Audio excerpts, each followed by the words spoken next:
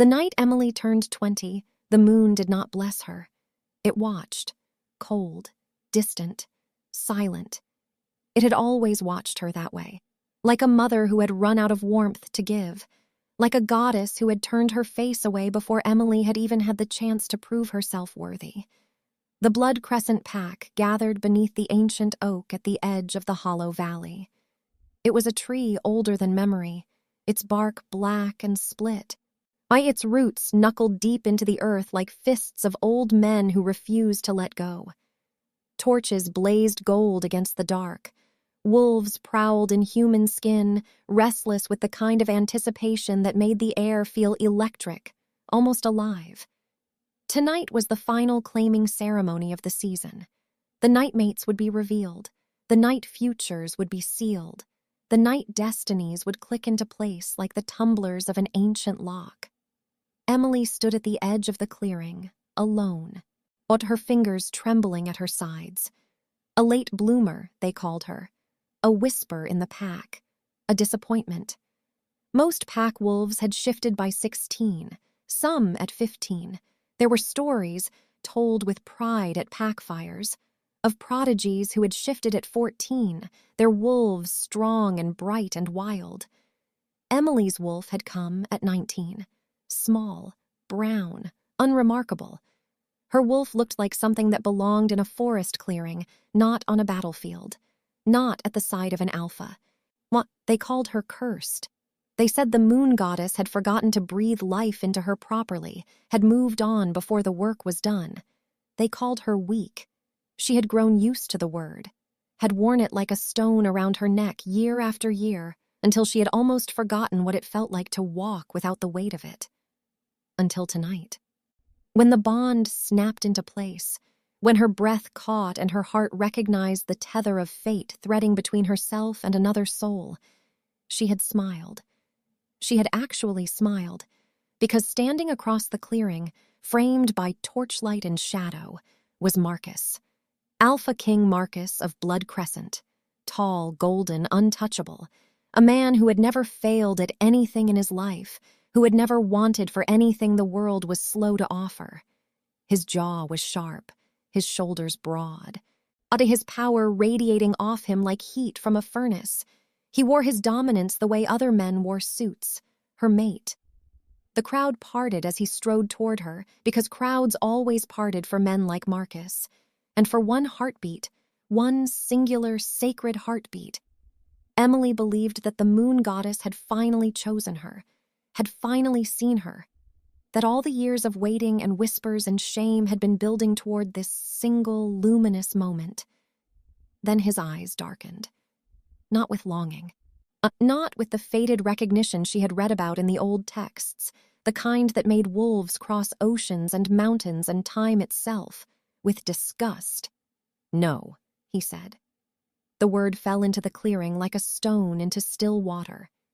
He said it again, quieter, more deliberate, as if the first had not been quite enough.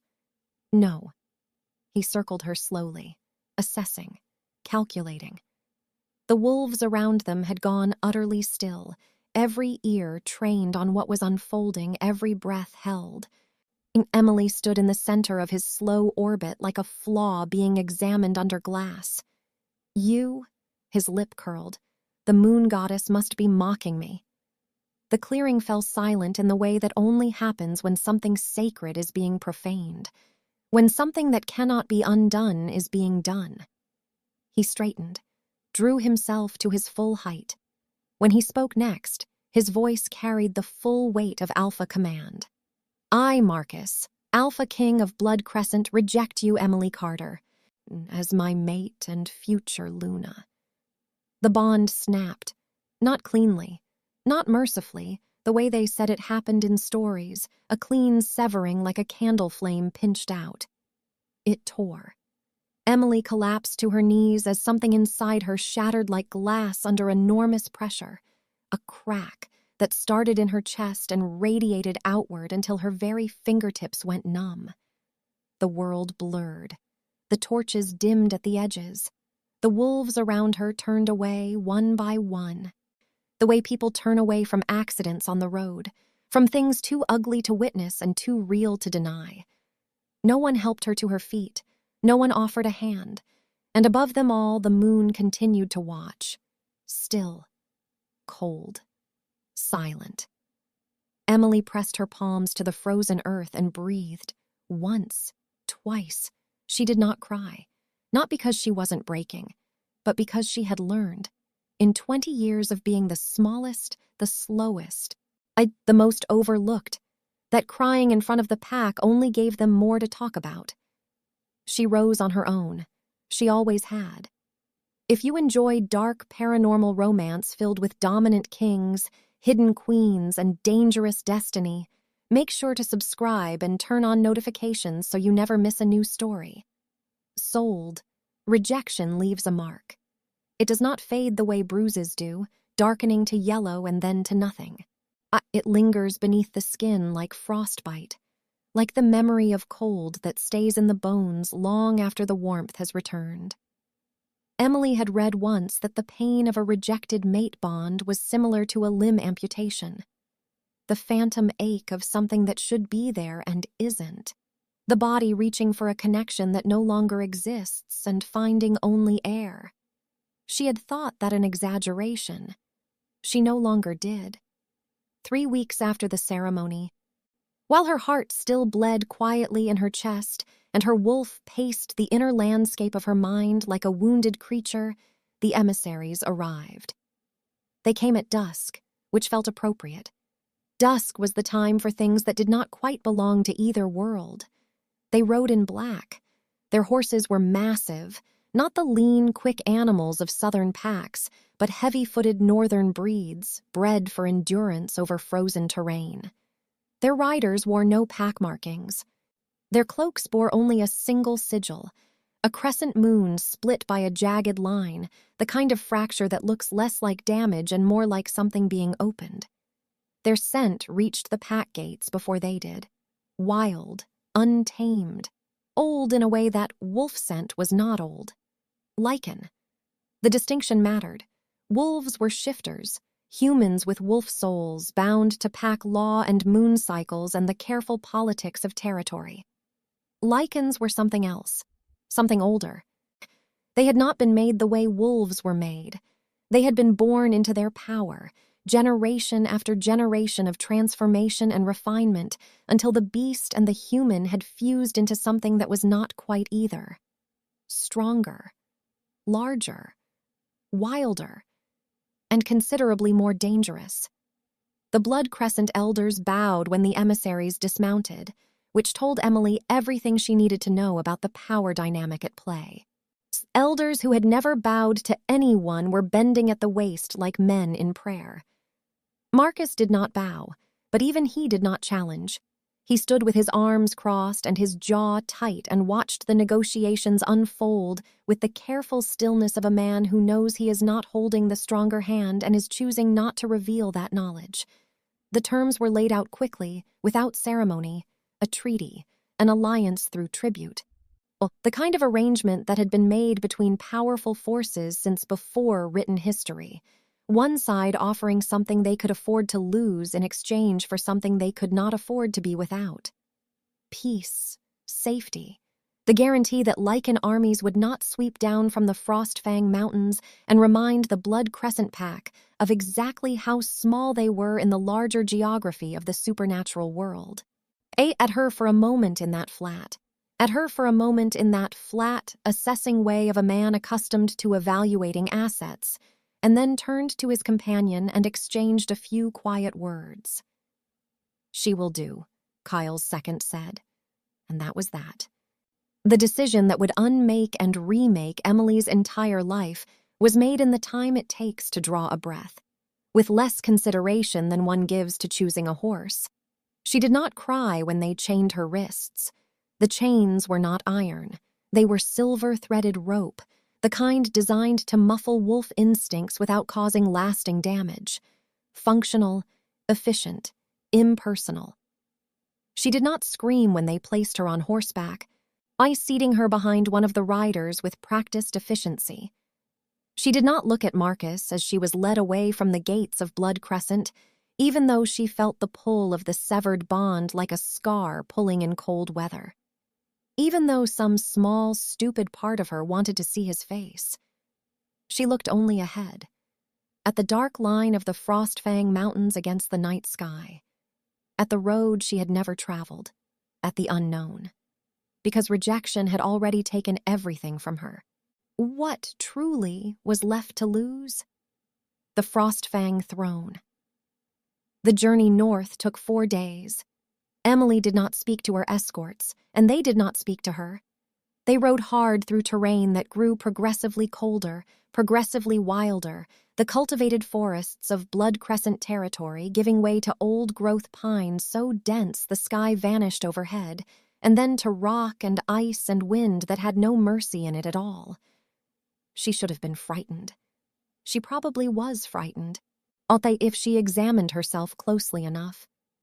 But fear, she had found, required a certain baseline of hope to function properly. It was the threat of loss that made fear possible, and Emily had already lost so much that the remaining inventory of things that could be taken was difficult to calculate. The Lycan Kingdom revealed itself in pieces. First the banners, black on black, the split crescent moon barely visible unless the light hit it right. Then the outer walls, carved from the mountain itself, seamlessly integrated into the rock face as if the castle had not been built so much as excavated from something already there. Then the towers, rising in dark spires against a sky perpetually bruised with approaching weather. Cold lived here, not the cold of neglect, the cold of intent. The gates opened without ceremony. The inner courtyard was populated by creatures who moved differently than wolves. Lycans in their human forms were larger, broader, with a particular stillness to them, the kind that came not from suppression of instinct but from complete confidence in it. They watched Emily with the flat curiosity of apex predators observing something that had wandered into their territory, not yet determined to be threat or prey. She kept her chin up. She had learned in the past weeks that the chin was the first line of defense. The throne room was not what she had expected. She had expected cruelty to have an aesthetic. Chains, skulls. The visual language of intimidation that lesser men employed to compensate for uncertainty. She had expected something designed to diminish. Instead, she found something vast and cathedral-like, with ceilings that disappeared into shadow and walls that had been left deliberately rough, the mountain stone barely smoothed, as if someone had wanted to preserve the memory of what the space had once been. Braziers burned with blue flame, not natural fire, but something older, something that cast light without warmth. It was beautiful in the way that glaciers are beautiful, in the way that things that could kill you effortlessly often are. And at the center, on a throne that looked grown rather than carved, was him, Cale Draven. She had heard the stories during the 4-day ride north, fragments of tales that leaked from the emissaries' low conversations when they thought she was asleep.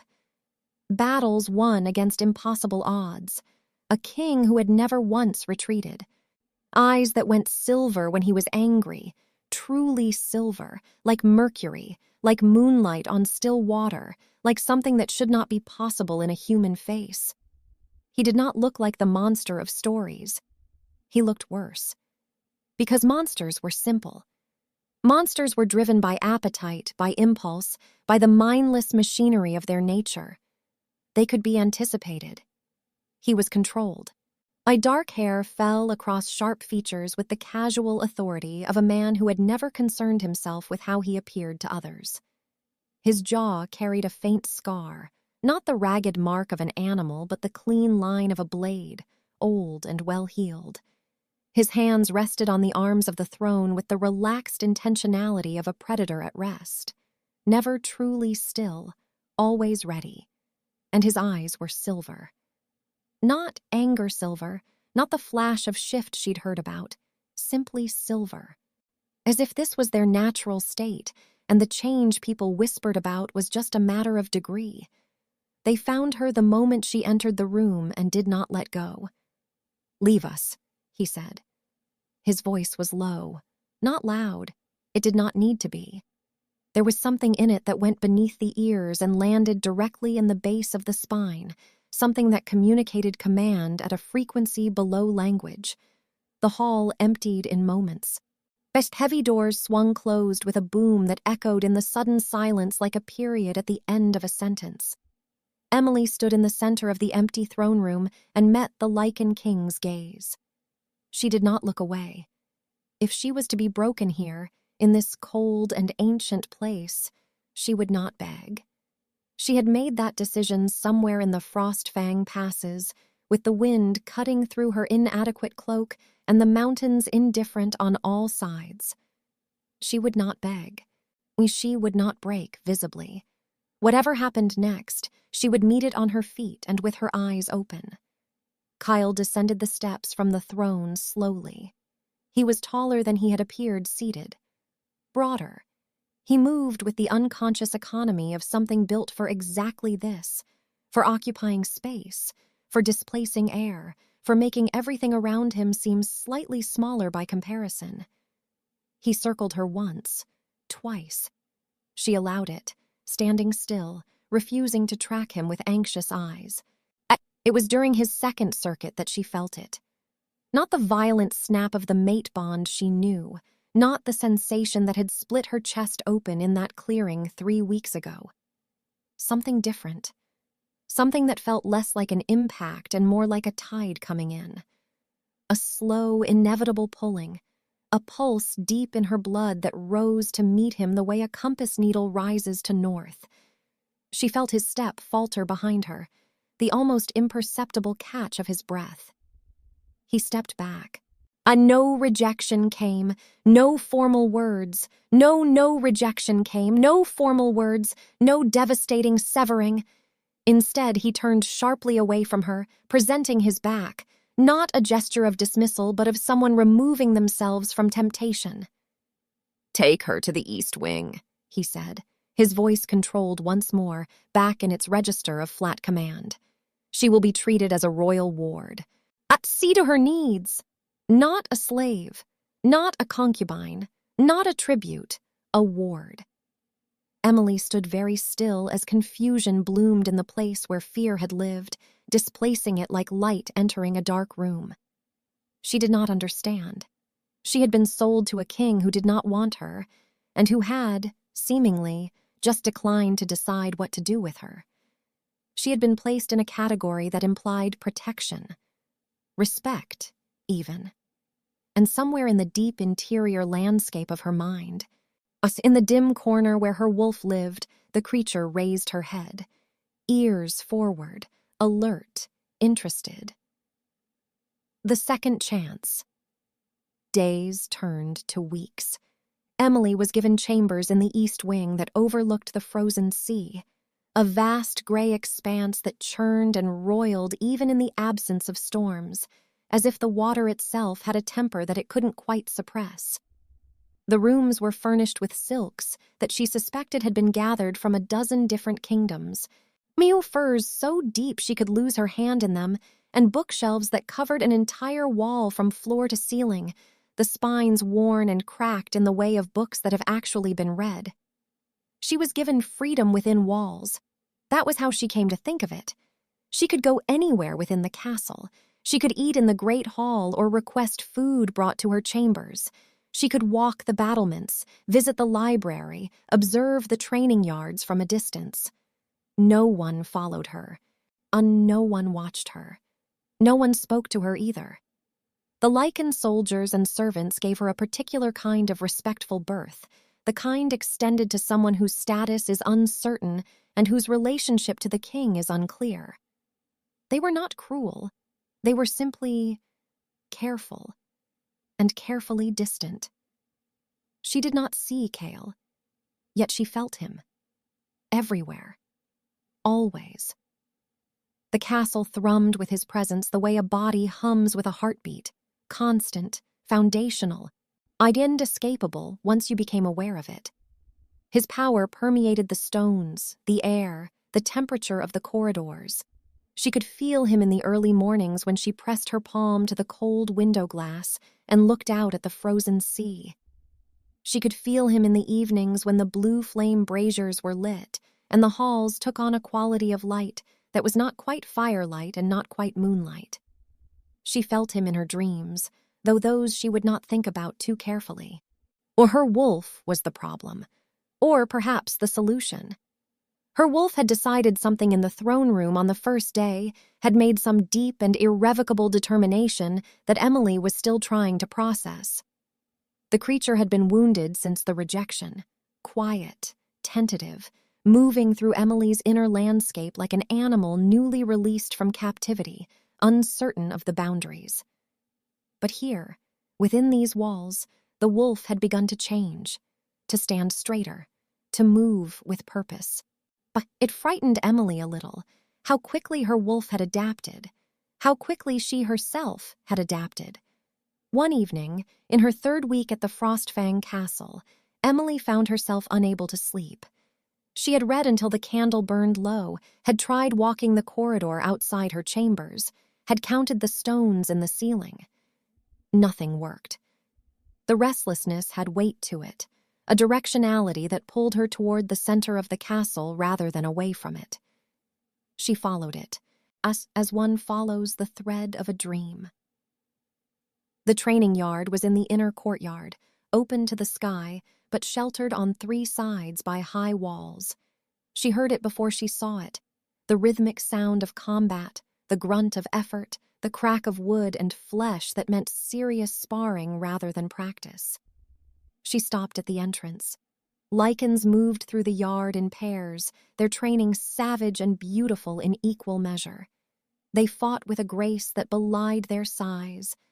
Watched, unable to move, aware that she watched, unable to move, aware that she was seeing something that was not usually seen by outsiders. And at the center, stripped to the waist despite the cold, moving through a series of opponents with the contained focus of a storm that knows exactly where it intends to land. Kale. She had thought him powerful in the throne room, draped in authority and distance. She had not understood then what she understood now, that the throne, the crown, the cold ceremony of his rule, those were concessions to the human world. This was what he actually was. This was the thing beneath the king. He moved like something between a man and a force of nature. When his gaze found her across the yard, and it found her immediately the way predator gaze always locates the interloper in a known space, the yard fell still. The sparring partners stepped back without being told. The training sounds died. He crossed to her without hurry. "You should not be here." "I am not a prisoner," she replied, surprised by the evenness of her own voice. His jaw tightened, not with anger, with something more complicated. "No," he agreed. "You are not. You are something far more dangerous." She met his gaze. "That seems unfair to say to someone you haven't spoken to in 3 weeks. Something moved in his silver eyes. Not quite amusement. Not quite.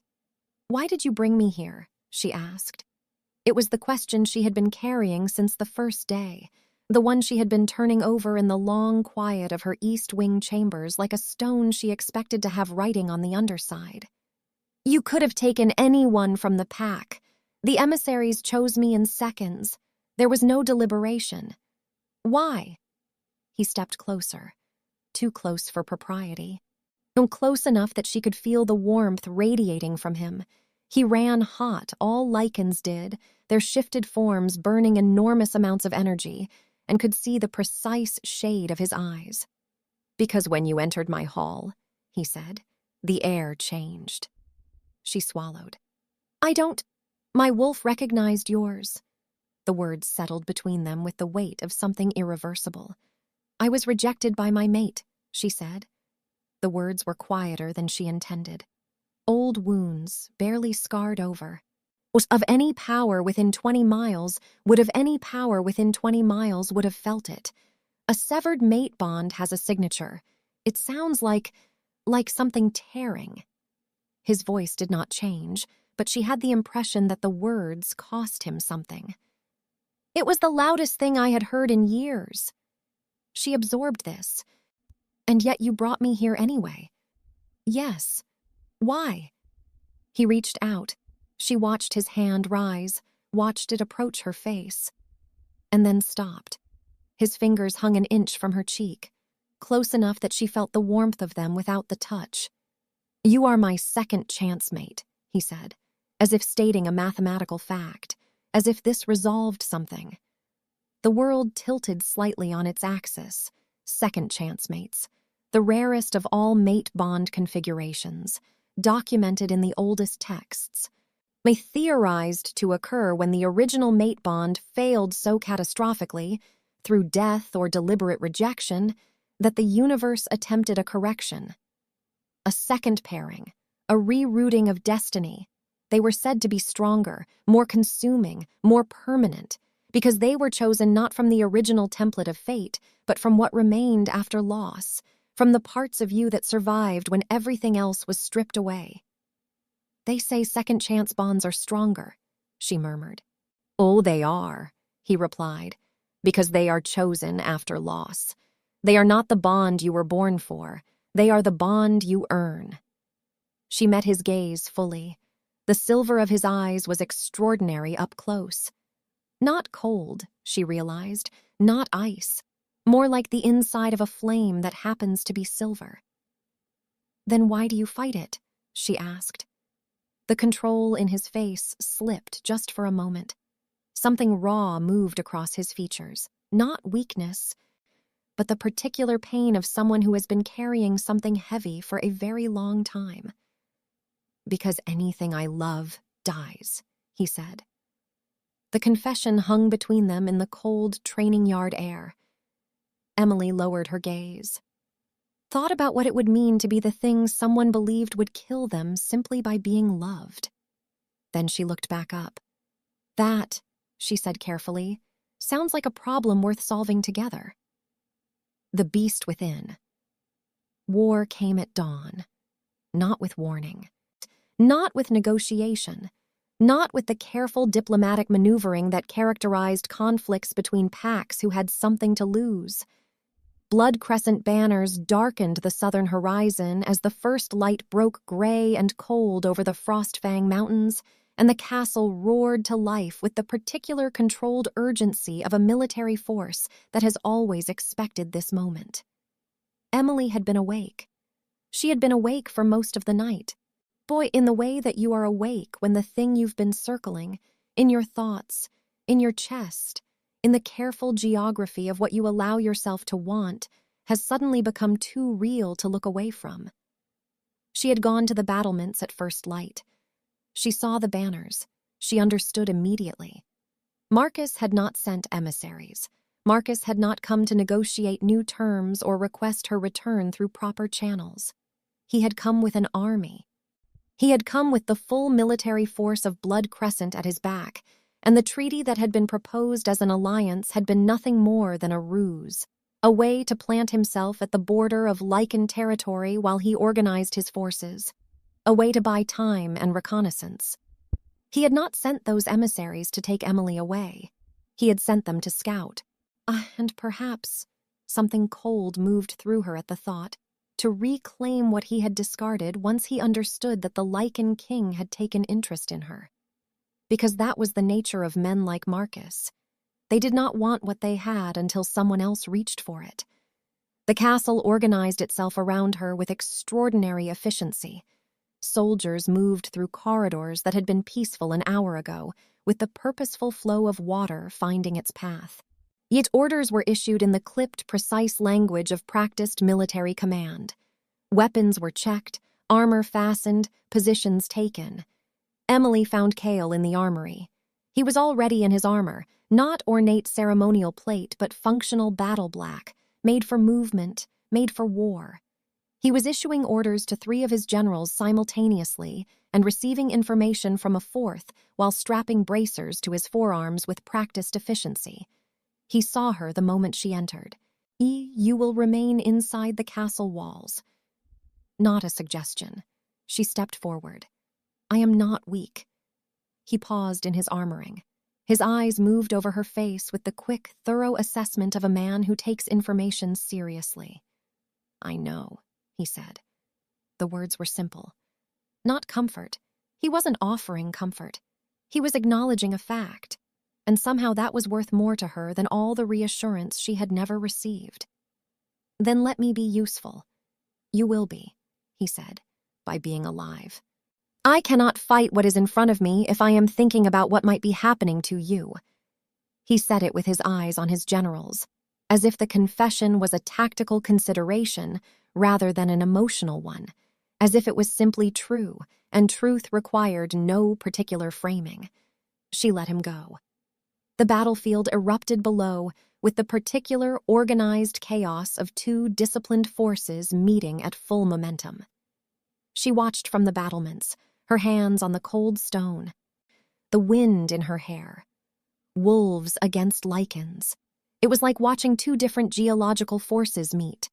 Wolves were fast, tactical, pack-coordinated. They moved in patterns that had been drilled into them since adolescence, each wolf reading the others, adjusting, covering flanks, pressing advantages as a unit. They were elegant. They were efficient. The Lycans were something else. They were larger in their shifted forms, their mass alone changing the physics of every collision. Marcus shifted mid-charge, his golden fur. Marcus shifted mid-charge, his golden fur blazing beneath the blood-red morning sky, enormous and fast and utterly certain of his own invincibility. She had seen him shift before, had always found it impressive. She found it less impressive now. Kyle answered the challenge. When a Lycan King shifted in battle, Emily learned, it was not a private thing, it was an event. The air pressure changed, the temperature dropped. The sound of it, a sound less like transformation and more like the earth resettling, moved through the battlefield and stopped wolves and Lycans alike for a single held breath. He was massive, black as void, not the deep dark brown that could pass for black in dim light, but the absolute black of spaces between stars. His eyes burned silver in his shifted face, and when he moved, the earth acknowledged him. Literally, the frost-hardened ground marking each footfall with a crack of displaced ice. Emily felt the second-chance bond surge in her chest like a current finding its circuit. Not fragile. Not the brittle thing her original bond had been, the thin thread that Marcus had snapped without apparent effort.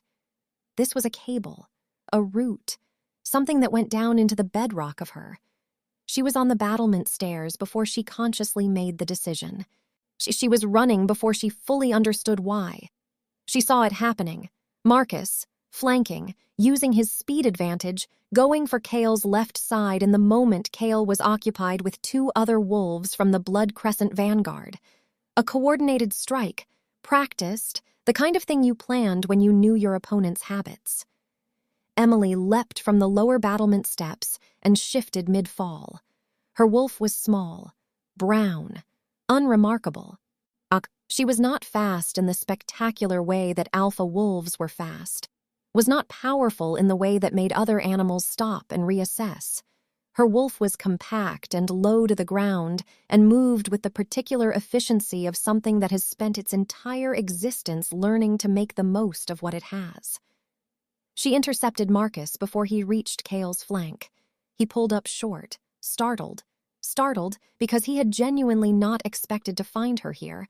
"He rejected me," her wolf said through the mind link, the sense of him recalibrating.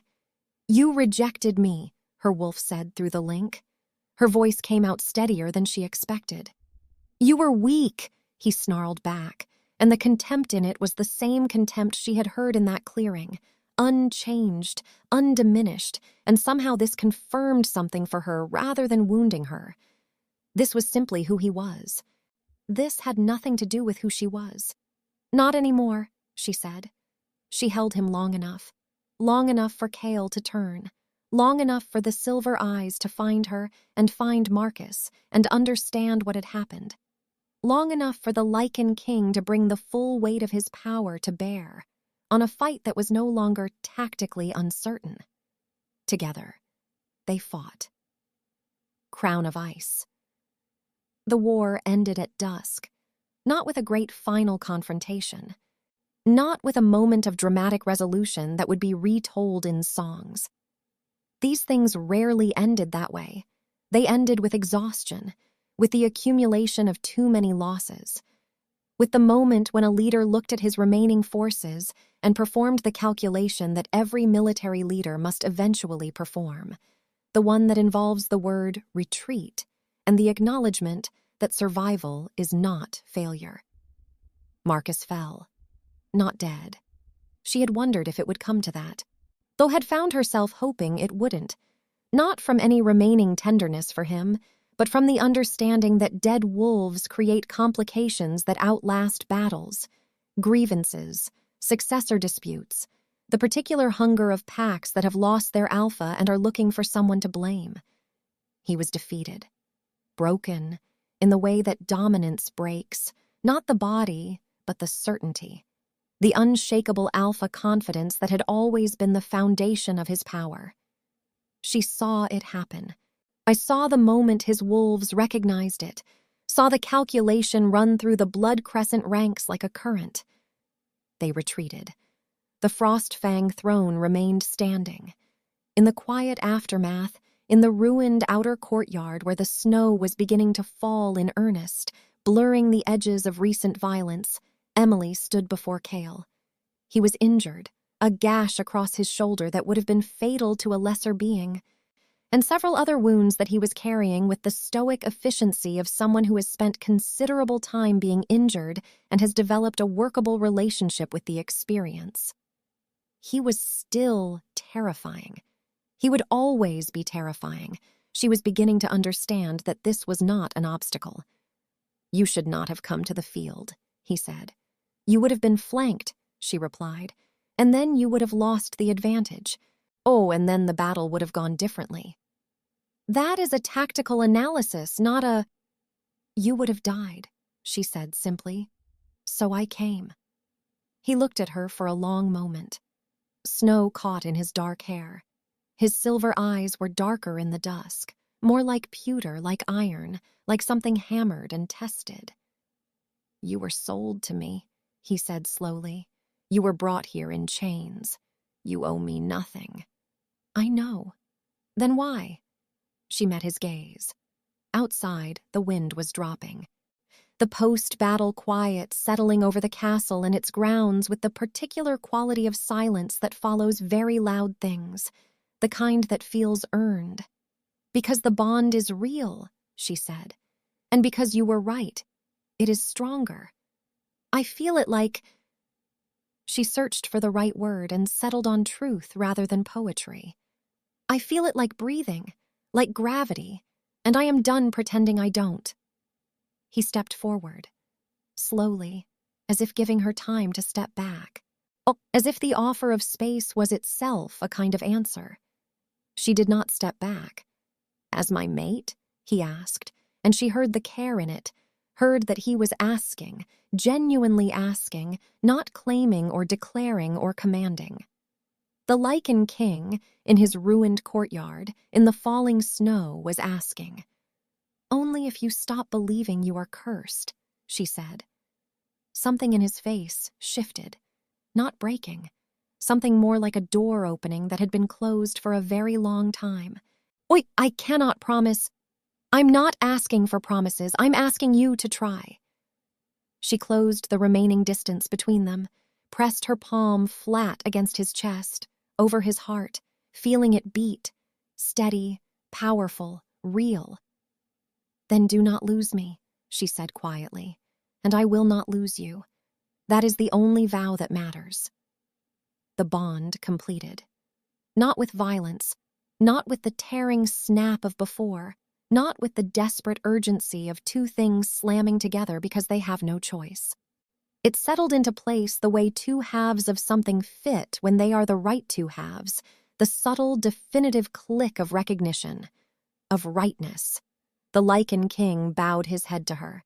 Not as a conqueror bows to a conquered thing, not as a man performs ceremony, as an equal acknowledges an equal, as something that has been alone for a very long time acknowledges that it is alone no longer.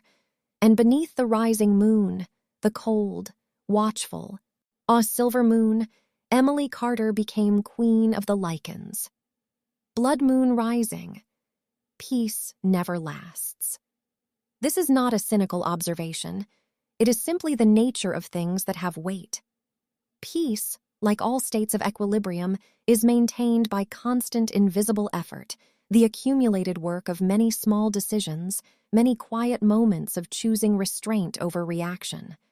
The moment that effort is diverted, the moment attention is turned elsewhere, the scales begin to tip. And Emily had known this. She had simply hoped for more time. The months that followed the defeat of Blood Crescent had been extraordinary in their ordinariness. She had learned the rhythms of the Frostfang Castle the way she had once learned the rhythms of Blood Crescent, through observation, through patience, through the gradual accumulation of small knowledges that together constituted belonging.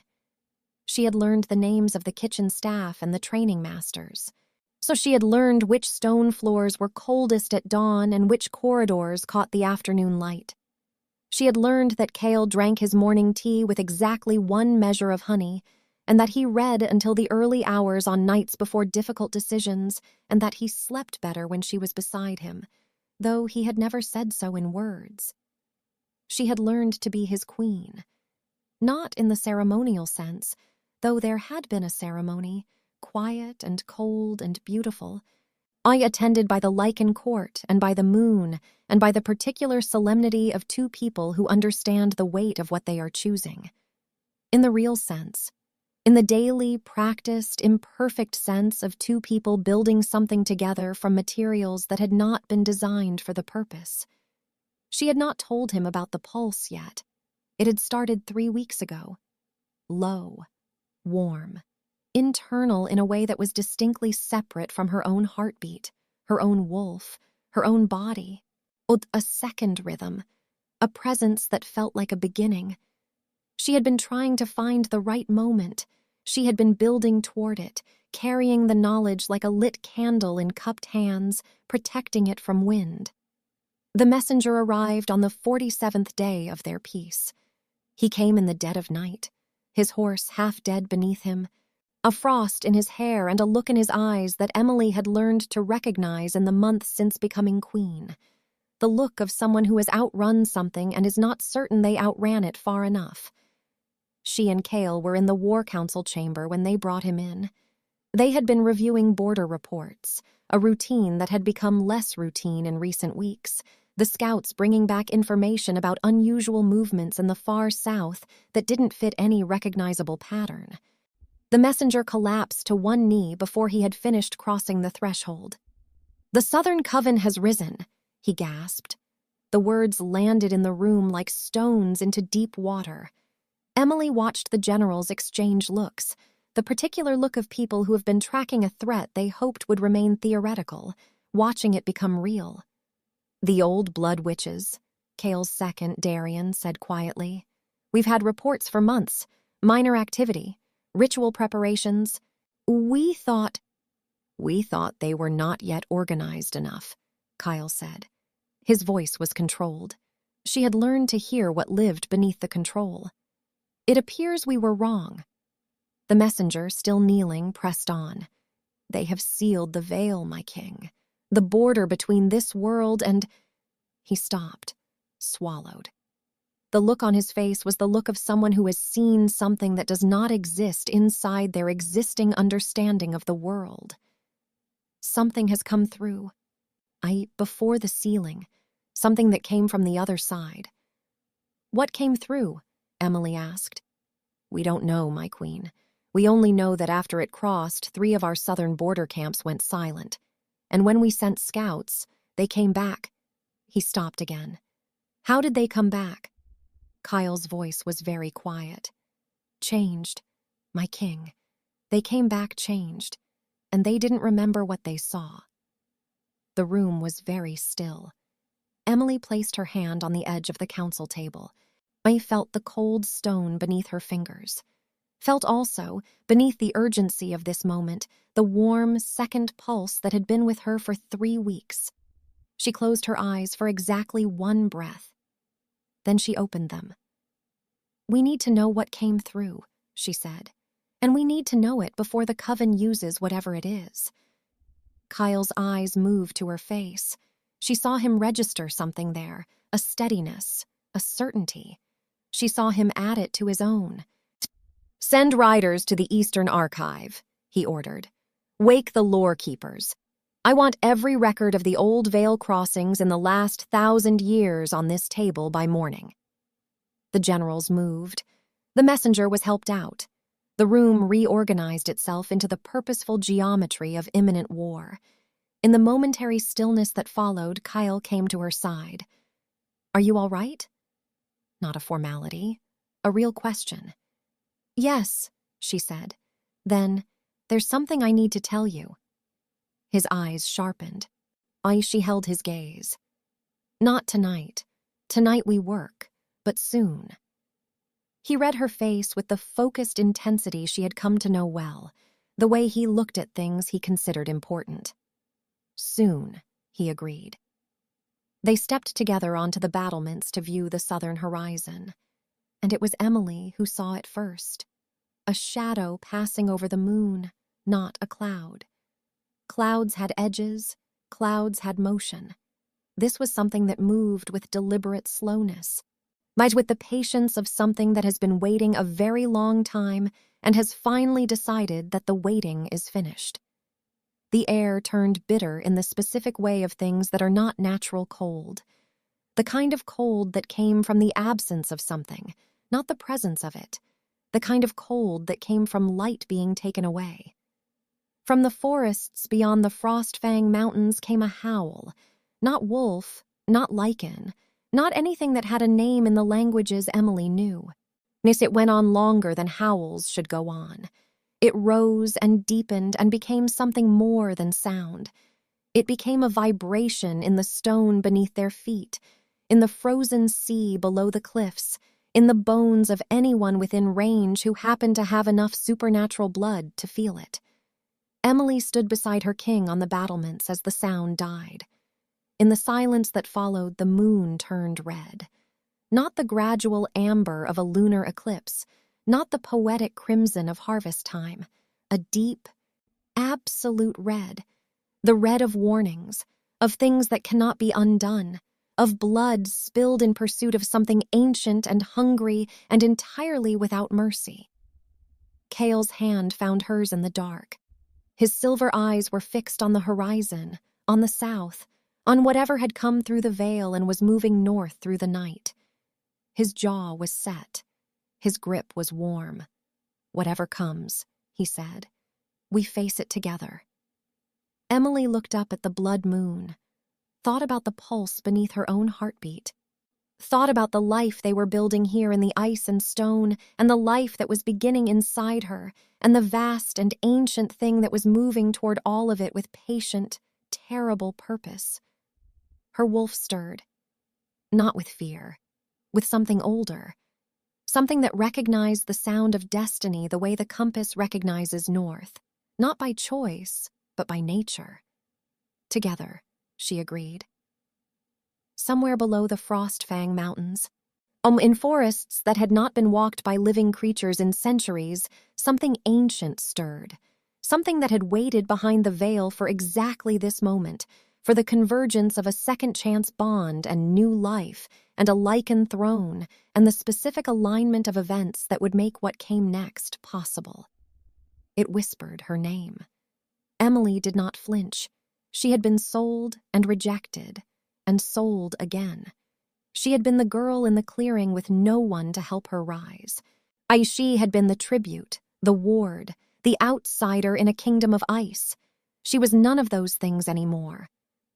The blood moon poured red light across the Frostfang battlements. The wind howled from the south with the voice of something waking. The Lycan court assembled below in the great hall, waiting for their king and queen to come down and lead them toward what came next. Emily Carter, queen of the Lycans, mate of Cale Draven, bearer of a secret that would change everything, took her husband's hand and turned to face it.